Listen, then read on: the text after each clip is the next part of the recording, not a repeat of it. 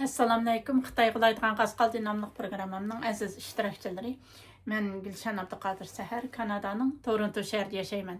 Bugungi Xitoy qilaydigan Qasqal dinamlik programmamning 35-qismi orqali sizlar bilan yuz ko'rishganligimdan intan xursandman. Bugungi 35-qism programmamni men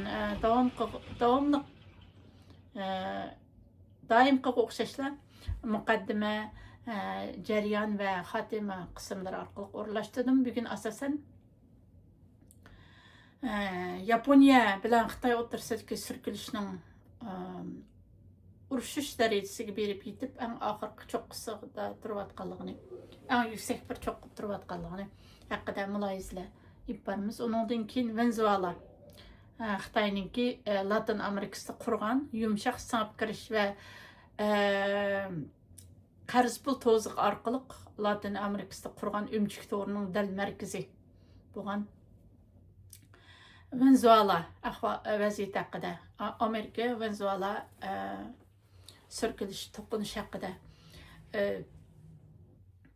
mulohaza olib boramiz. Undan keyin Arabiston, Amerikaning Arabiston bilan bo'lgan iqtisodiy munosabatlari va arab davlatlari bilan bo'lgan ta'sirini kuchaytirish uchun Amerikaning ko'rsatayotgan tirishchiliklar haqida mulohaza olib boramiz. Unda bo'lsa men programmamning ichiga kirib ketdim. O'zinglarning xabaringlar bo'lgandek, Yaponiyaninki tunji ayol ministri Yaponiyada millatchiligi bilan tonilgan ta'siri zo'r bo'lgan ayol siyosatchi. O'tgan qism programmamda men yigit ayol deb ta'riflagandim. Yigit ayol Xi Jinpingning oldida shu yuzma-yuz turib, biz Uyg'urlarning ahvolidan jiddiy andishish qilyapmiz deyilgan Takaichi Sanoe xonim Xitoy bilan jiddiy sirkilish asl qilgan so'zlarni ishlatgan. Ya'ni agar Xitoy Tayvanga hujum qilsa, biz buni Yaponiyaning egilik huquqi qilingan tajovuz deb bilamiz degan bayonotlari bilan buni bir o'ziniki shu Yaponiyaning bosh ministri bo'lish sifati bilan emas, balki bir yuqori saviyadagi bir siyosiy figur bo'lish sifati bilan qilgan so'zlari Xitoyni sakrab o'tgan, bek sakrab ketgan Xitoy. Endi biz tuanda shu Yaponiya Xitoy munosabatlariniki tarixiga texnik cho'nqirilgan holda bir kirib qarab boqaylik. 1972-yili Yaponiya bilan Xitoy diplomatik munosabatni qayta o'rnatdi va iqtisodiy hamkorlikni birinchi o'rin qo'ydi. 1980-yillarga kelganda Yaponiya Xitoyning rivojlanishiga cho'ng mablag'larni soldi. Yaponiya texnik jihatdan ve başka iqtisodiy jihatlardan bunun bilan Yaponiya bilan Xitoy munosabatlari ko'rinishda yaxshilangandek qiyofatga kirdi. 1990-yillarda tarix masalalari, undan keyin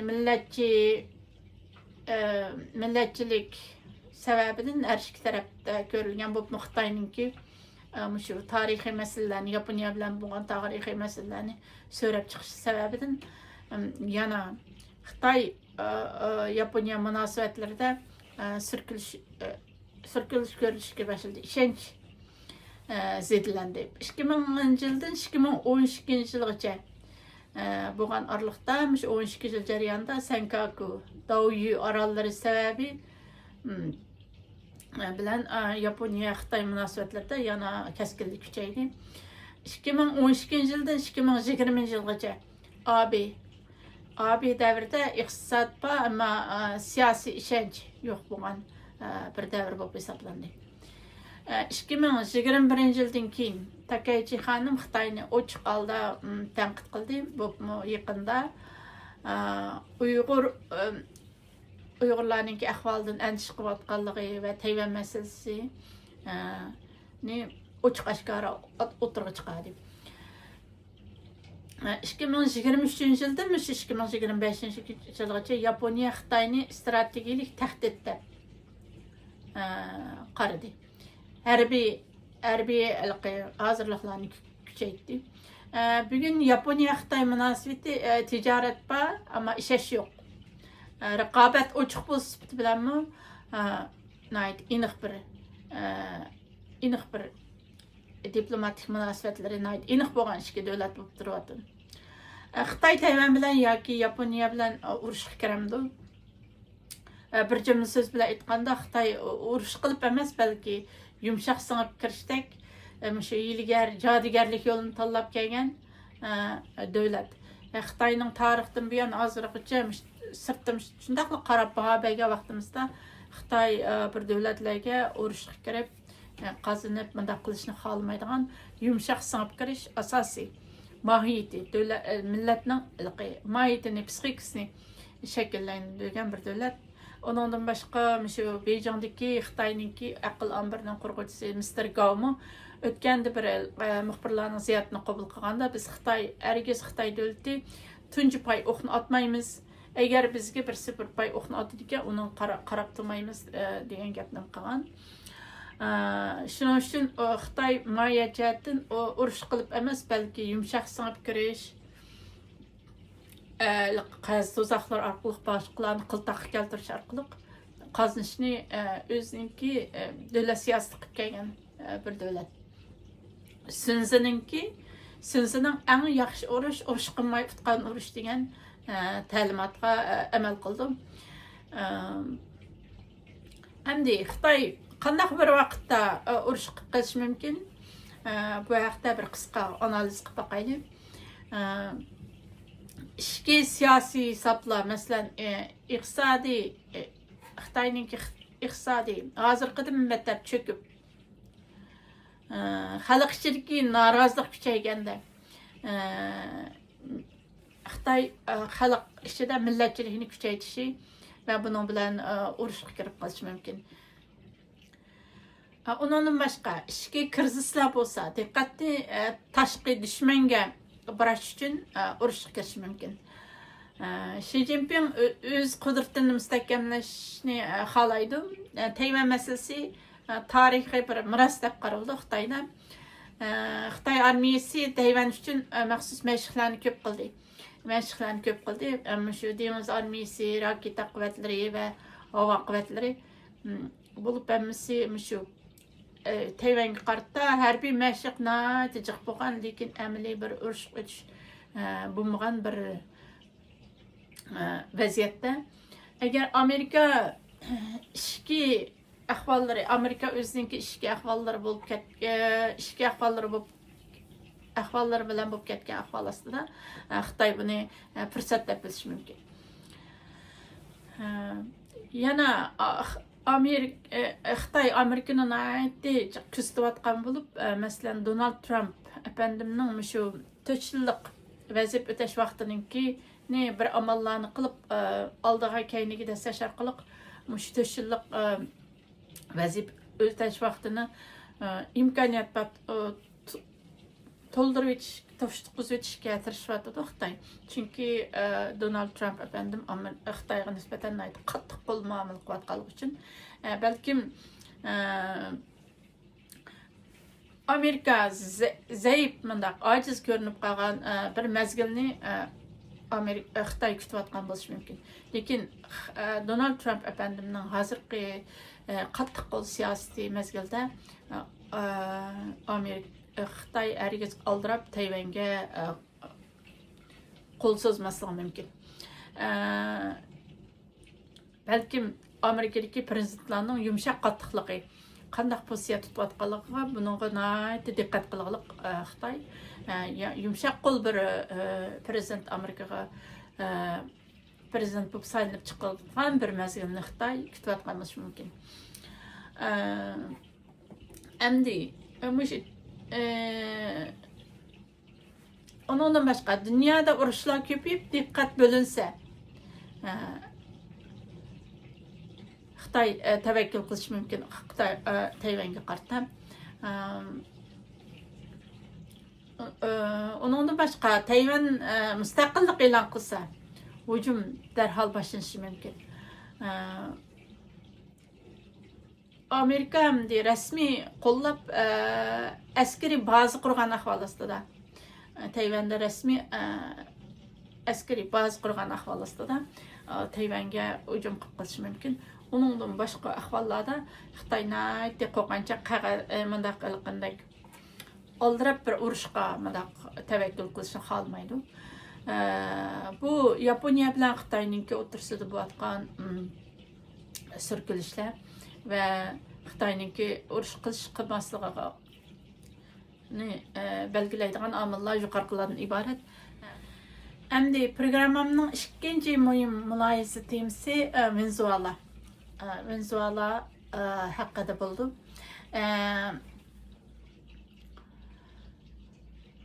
Latin Amerikasida hozir shu Amerikaning ta'siri kuchlikmi yoki Xitoyning ta'siri kuchlikmi? Venezuelani urush demak, ma'lumotdan aytgan vaqtida Xitoyni urush degan ma'noni beramdi. Bu haqda mulohaza yurgizib boqaylik. Undaqda savdo munosabatlar chamrikiga bir qarab boqaylik. Latin Amerikasidagi davlatlarningki shu Amerika yoki Xitoy bilan bo'lgan savdo munosabatlariga bir qarab boqaylik. Latin Amerikasidagi Braziliya Xitoy bilan yaqin savdo munosabat qilg'iliq. Xitoyninki ta'siri intayin kuchli Braziliyada. Meksikada Meksika Amerika bilan savdo munosabati kuchli. Uningdan boshqa Latin Amerikasidagi bir Meksikaning Amerika bilan bo'lgan savdo munosabati kuchli, Amerikaning ta'siri kuchli. Uningdan boshqa Chili, Peru, Argentina qatorliq Latin Amerikasidagi Venezuela qatorliqlar o'z ichiga olgan Latin Amerikasida Xitoy shu yaqinqi yillardan buyon yumshoq qoldi, singib kirib, xuddi bir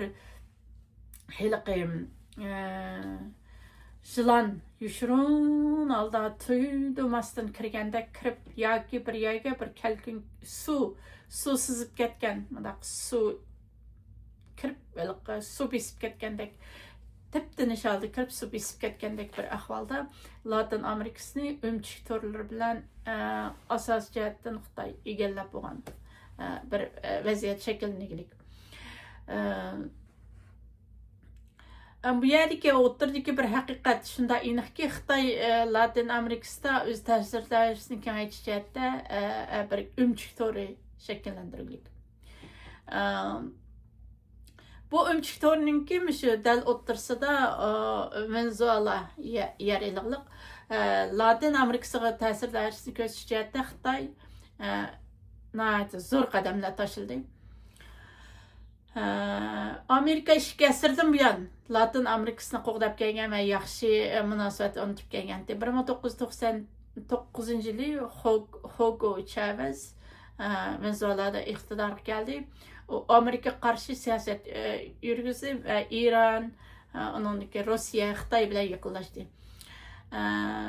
Dunyodagi eng ko'p naq neft, aniq 100% neft deb aniqlangan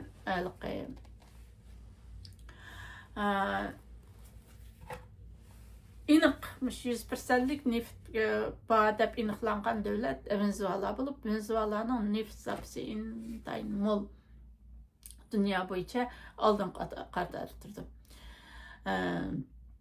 Venezuela 2013-yili Venezuelada Maduro iqtidorga keldi.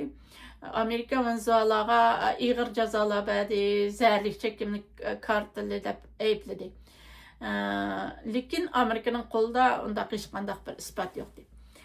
Birlashgan Davlatlar Tashkiloti Venezueladagi zararli chekimlikning Amerikaga emas, balki Yevropaga yiqayotganligini isbotladi. Amerikada mavjud bo'lib turayotgan zararli chekimlikning manbasi bo'lgan kokain Kolumbiya bilan Peru ishlab chiqarilib, Meksika orqali Amerikaga keldi ekan. Garchi 2023-yilgacha Amerika Venezuela neftininki yerimini sotib kelgandi. Ammo 2023-yildan keyingi qisqa vaqt ichida Venezuela Xitoy uchun strategik bir davlat bo'lib qoldi. Xitoy Venezuelaninki ideologiyasiga intayim hech qanday qiziqmadi. Xitoy shundaq Talibanlar bilanmi, diktator Talibanlar bilanmi neft sababidan kechirsizlar. Yaqin munosabatlarni o'rnatyapti Talibanlar bilanmi. Shunga o'xshash Venezuelaninki ideologiyasiga kommunizmmi, diktatormi, demokratik bir davlatmi buning hech qanday qiziqmadi. Xitoyninki asosiy qiziqadigan energiya va energiya xavfsizlik masalasi bo'ldi. Shuning uchun bu jihatda Xitoy o'tib ketdi. 2000 yillarning boshlarida Xitoy iqtisodiy tez rivojlanib bo'libmi 2001 yili Xitoy Sovet tashkilotiga kirgandan keyin neftga ehtiyojli bo'ldi. Neft va energiyaga Venezuelada aniq isbotlangan bir neft zapasining bo'lishi Xitoyni albatta bu yerlarga jalb qildi. Ustunlik bilan Xitoy bu yerlarga singib kirdi. Hech qanday bularninki tishiga tegadigan, bularninki ideologiyasi haqida, davlat tuzilmasi haqida gap so'zlarni qilmay, faqat neftni olish uchun harakat qildi. Ammo Amerika bu yerda Venezuelaga demokratiya darsi berdi, besim qildi, tahdid qildi. Xitoy bilan Xitoy bo'lsa bular qarz pul berdi, yumshoq singib kirdi. Venezuelaninki ul muassasalar qurilishini yengilab berish takliflarini berdi. Ondan boshqa uzun muddatlik neft setilish kelishimi tuzdi. Bu Venezuelaga xo'shaqdi. Tanlash jihatda albatta Venezuela Amerikan emas, jimjit o'ziga qarz pullarni berayotgan, neftlarni setib olib borgan, shundoq Xitoydan iborat bir davlatni tanladi. 2007 yildan 2016 yilgacha bo'lgan aralıqda Xitoy Venezuelaga 60 milliard dollardan ortiq qarz pul berdi. Pulni oldin ola berdi. Qarz neft orqali qaytarildi. Lekin asosda bu qarz pullar to'zaqqa aylandi. Hozir Venezuela butunlay Xitoyninki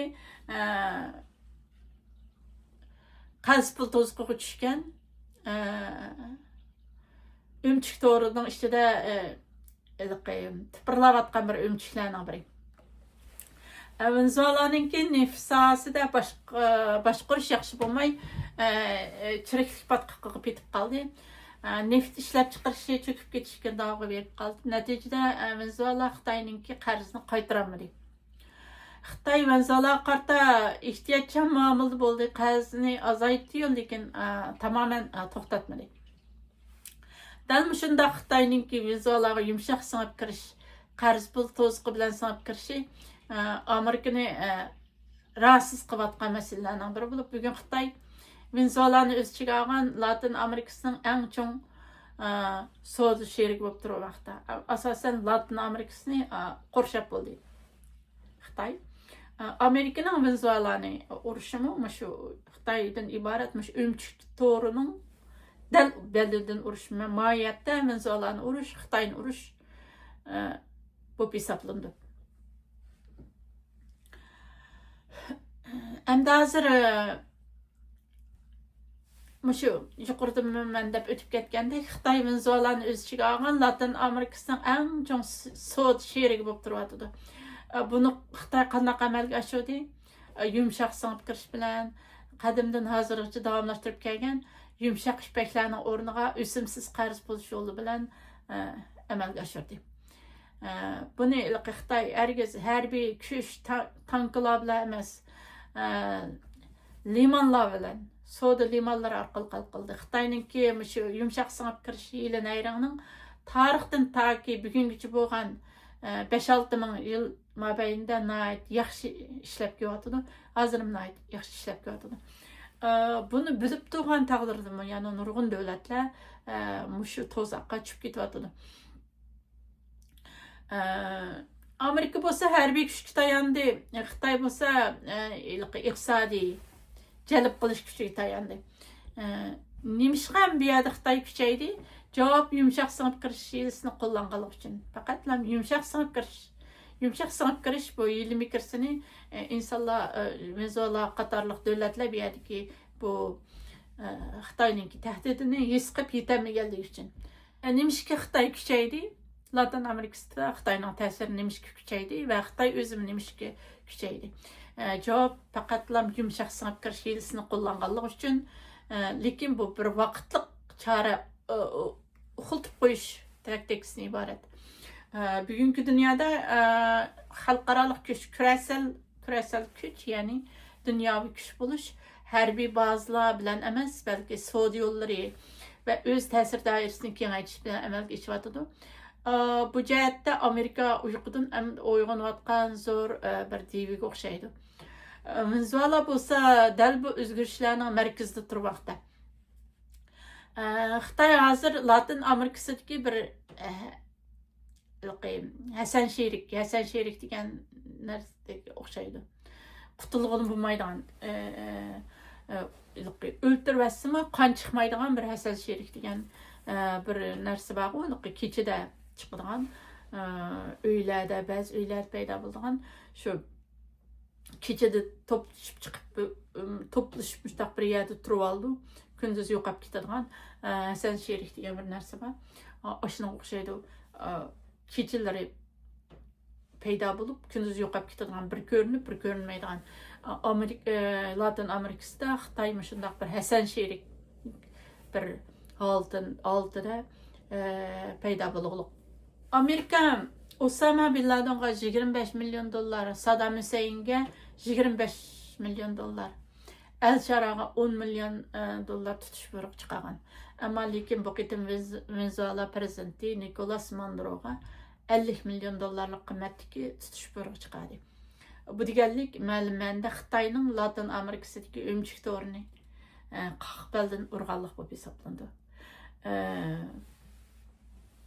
Endi programmamningki oxirgi ushlariga kelib qoldik. Oxirgi qismlarda Saudiya Arabiston bilan Amerika munosabatlari haqida mulohaza etamiz. Qani biz cho'nqirlagan holda Saudiya Arabiston bilan Amerikaning munosabatlariga bir qarab boqaylik. Hozir Saudiya Arabiston bilan Amerika munosabatlari Trump hokimiyat beshiga chiqqandan keyin tez ilgirlab bu Arabistondagi o'z ta'sir doirasini kengaytirish uchun Amerika diplomatik munosabatlarni yo'l qo'yadi. Trump hokimiyati shu Saudiya Arabistonga tarixda ko'rilib boqmagan zo'r shon-sharaf berdi. Ya'ni Saudiya Arabistonni Amerikaning NATOning sirtidagi eng chong strategik ittifoqdoshi yoki sherigi deb e'lon qildi. Demak, O'rta Sharqdagi dunyo tamponligi o'zgaryapti degan gap. O'zgargandimi, undaq emas, balki kishilarni hayron qoldiradigan darajada o'zgaryapti. Xitoyning bu rayonlardan asta-asta siqib chiqarilganligining shapisi kelyapti. Amerika o hech qachon Xitoyga bo'zak bo'lib qolgan davlat emas. Xitoyning dunyoda to'g'rimizlanishi albatta Uyg'urlarning chunqur nafas olishini shakllantirdi.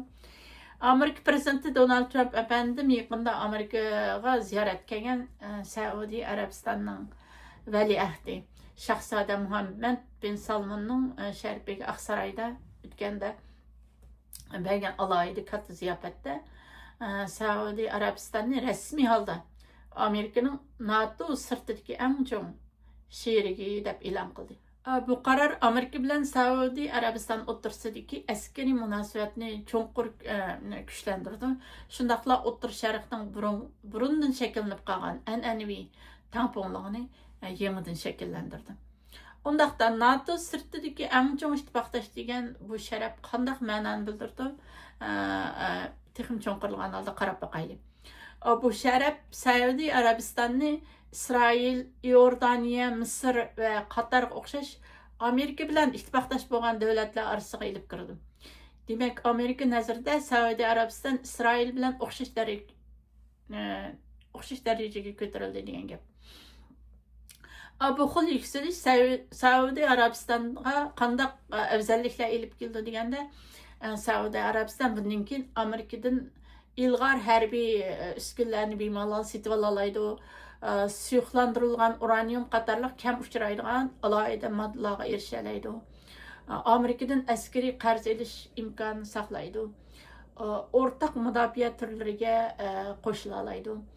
Amerika Saudiya Arabistonda o'zining harbiy uskunlarini saqlay oladi. Demak, Saudiya Arabiston Amerikaga harbiy jihatdan zo'r qulayliklar olib keldi. Onundan başqa şu dərəcədən təşqiri əskeri savdo diqqətimizni çəkini. Amerika bilan Arabiston o'rtasida elib berilayotgan dərəcədən təşqiri əskeri savdo setiqlarmi diqqətimizni çəkdi albatta. Amerika bilan Saudiya Arabiston o'rtasida tuzilgan harbiy jihatdagi kelishimlarga asoslanganda Saudiya Arabiston Amerikadan 300 dona tank setib olmoqchi. Bu hem Saudiya Arabistan'ı güçlendirdi, hem Amerika harbiy sahasını menfaatlendirdi. Bunun başqa Amerika Saudiya Arabistan'a F-35 namlıq uruş aeroplanını setishni qaror qildi. Shundoq bo'lganda Saudiya Arabiston F-35ga sahib bo'lgan Isroildan keyingi tunji O'rta Sharq davlati bo'lib qoldi. Demakki, Amerikaning bundan burungi hamma narsada Isroil Amerikaning ko'z qarchig'i bo'lgan vaziyatda zo'r o'zgarish bo'lyotdi. Demak, Isroil oldingi Amerikaning ko'z qarchig'i bo'lgan vaziyatga xatim berilyotdi. Ondan başqa Amerika bilan Saudiya Arabiston faqat harbiy jihatda emas, balki yadro energiyasi, sun'iy idrok va nodir ilmlar jihatdami o'rtaq kelishimlar imzoladi. Muloyizachilar shu Amerika bilan Saudiya Arabiston o'rtasidagi bu yaqinchilikni O'rta Sharqda yangi bir davr boshlanyapti deb muloyiza qilyapti. Ondan başqa Amerika Saudiya Arabistonni Ironga qarshi rayondagi eng kuchli ittifoqdosh holatiga ega. Saudiya Arabistonmi Washingtonning bexatarlik kunligi ostida rayondagi nufusi va e'tiborini oshirmoqchi bo'lyapti. Bu qarorlarning O'rta Sharqning tampongligini qanday holatga keltirganligini va Amerika-Xitoy munosabatlariga qanday ta'sir ko'rsatganligini oldimizdagi oylarda texim aniq ko'ramiz.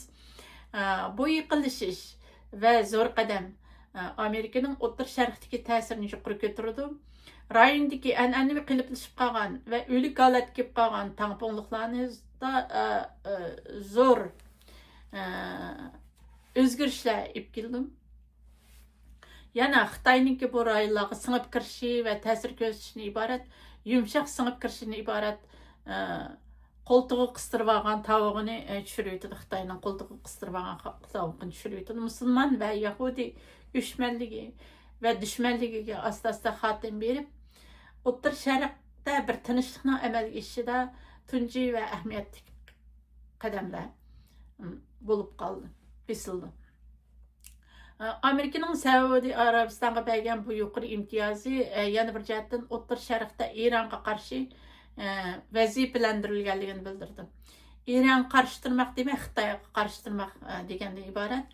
48 tal F-35 urush aeroplanining Saudiya Arabistonga setib berilishi Isroilning uzundan buyon O'rta Sharqda qurib chiqqan askari ustunligiga meydan o'qish bo'lib hisoblandi. Amerika bilan Saudiya Arabistonning bunchalik darajada yiqilishishi Xitoyning O'rta Sharqdagi ta'sirini tormozlab qo'ydi. Saudiya Arabiston bilan Xitoy neft va texnik jihatda hamkorlashgan taqdirdami, davlat bexatarligi jihatda Amerikaning tanlaydiganligi aniq ko'rinib turibdi. Amerika bilan Saudiya Arabistonning bundaq tarixiy yiqilishi dunyoning energiya baholariga ta'sir ko'rsatishi mumkin.